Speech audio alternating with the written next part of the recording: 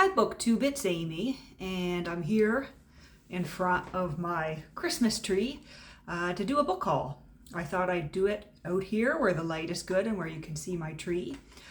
Earlier today, I stopped by Book Bazaar here in Ottawa and picked up, I picked up 5 books that caught my eye. And let me tell you, they are good ones and the price was right for these. So the first one on my stack here is this green cloth collection of essays by Saunders titled The Story of Some Famous Books. And interestingly enough, I have another collection of essays by a different author from the same publisher that matches this green and gold book here. And so let's open it up. We've got some nice green floral end papers in here. They're a little rough looking, a little bit yellow, a little bit scratched up.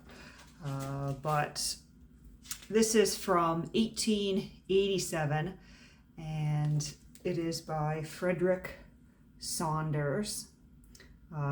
We've got some red capital letters in there on our titles to start them off. And it says by Frederick Saunders, author of Salad for the Solitary and the Social, Evenings with the Sacred Poets, and Pastime Papers. And this is published in London. And so let's take a look at our table of contents. We've got essays in here on Chaucer and Spenser and Milton and Dr. Johnson, on Pope, on Robinson Crusoe, so Defoe, Gulliver's Travels, Walton, The Angler. So a lot of really classic works in there. Goldsmith, Burns, Sterne, Richardson, Fielding, Butler, Mrs. Browning, Washington Irving, Tennyson, just to name a few. And these are short essays.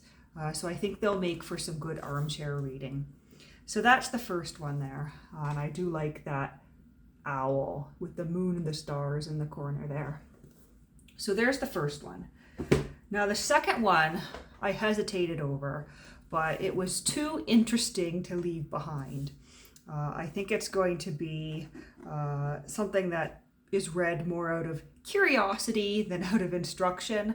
I don't think I'm going to find much instruction in it at all, but it's certainly going to be interesting, and depending on the content, I think it's going to be a little bit educational and perhaps a little bit humorous, although I don't think it was meant to be humorous when it was published. But this is a book in red cloth here.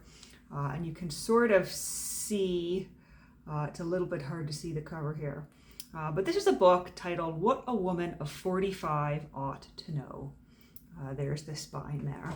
And the front says, Purity and Truth, Self and Sex Series, What a Woman of 45 Ought to Know, by Emma F. Angle Drake, MD.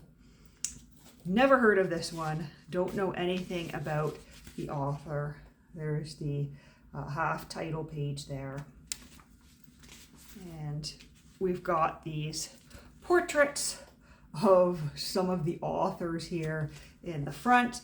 That is Emily D. Boughton, Elisha Benjamin Andrews. We've got Alfred Martin Haggard, Mrs. Elizabeth Cady Stanton. Sort of testimonials of how valuable these books are. And there's pages and pages, and then we have sort of an advertisement that folds out here talking about how many languages the books in this series have been published in. And we have a list of the translations of the books in this series. And here is Mrs. Emma F. A. Drake, MD, so the author of this book, I won't say a very stoic woman, almost an unhappy looking woman, but it's hard to say because in these days people posed for portraits differently. But I can't say that she looks happy. So this is copyright 1902 by Sylvanus Stall. And here is the full title page here. The price of this book in 1902 was $1.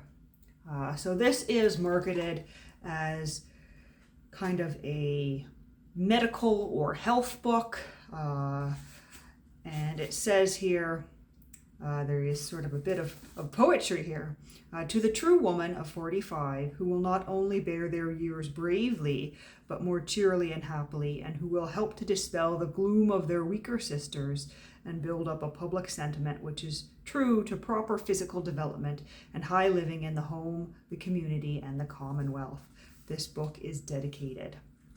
And so this is published in the United States, and the chapters have titles such as Knowledge of the Climacteric Necessary, Correct View Concerning the Climacteric, 3 Periods of a Woman's Life, Age and Condition Governing Climacteric, Heralds of Approaching Menopause, Attendant Ailments and Disease, Self-Knowledge and Needed Rest, A Word to Single Women, At Sea, Self-Induced Diseases, What the Husband Needs to Know and Remember, The Wife's Duty to Her Husband, Auto-Suggestion, Old Friends, Constipation, and Exercise.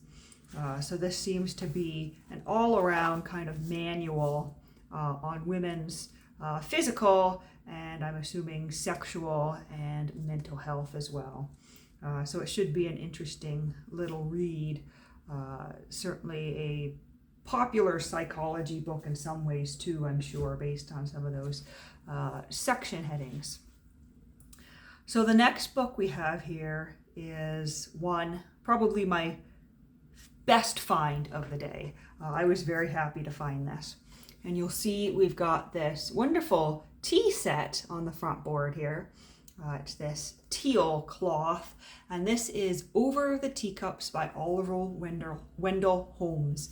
And Holmes is the author of The Autocrat at the Breakfast Table and the Breakfast Table series, which I've read and very much enjoyed. Some nice end papers in here as well, and a dedication from a previous owner. Let's see, it says, to Mrs. Lenore Wells,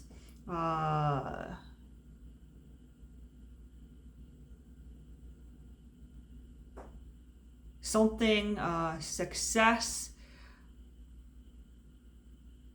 It's hard to make that out, but it seems to be a dedication from her friend, JL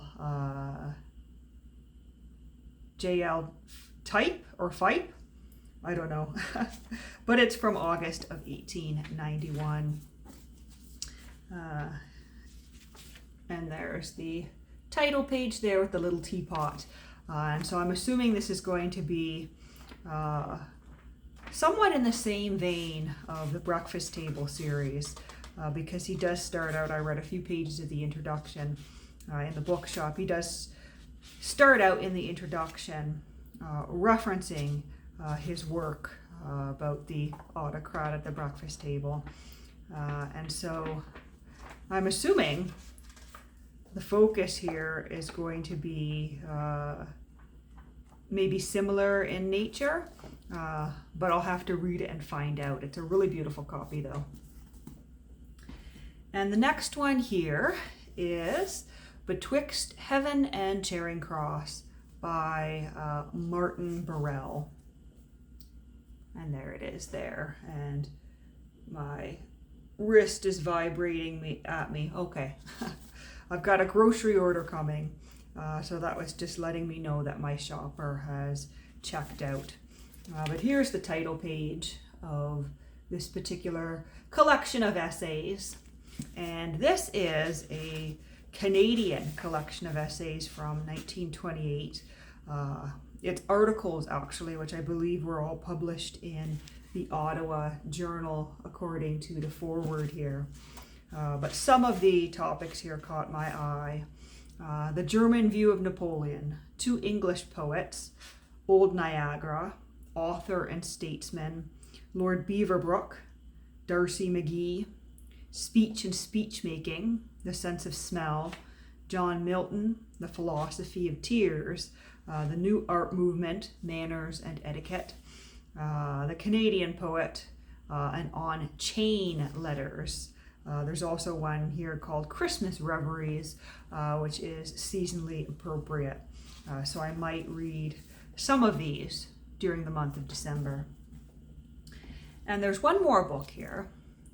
This is the heavy one. It weighs a little bit. But this is the English novel in the magazines 1740 to 1815. So there's that. By Robert D. Mayo. And someone has put, I guess it's a book plate. They put their name in there on a little pasting. Book plates are usually more elaborate than just the name, but that's what that is there. So I'll just pull up the title page and frontispiece for you. So this is from 1962, and it should be an interesting read to dip into.